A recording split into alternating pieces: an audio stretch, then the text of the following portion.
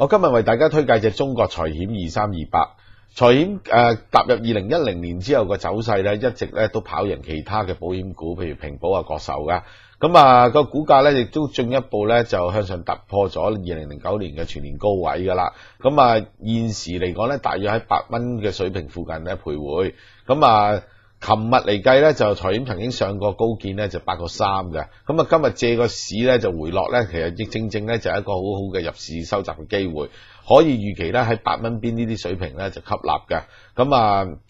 財險嚟講，基本因素咧已經有所改善㗎啦。過去2年呢啲問題保單啊、賠款過高啊等等嘅因素咧，其實已經消化咗㗎啦。隨住汽車嘅銷售量咧就大增啦，應該嚟講喺汽車保險嘅保費收入嗰方面咧有一個唔錯嘅增長嘅，加上咧投資回報收益咧亦都會有帶嚟好大嘅公允值嘅上升啦。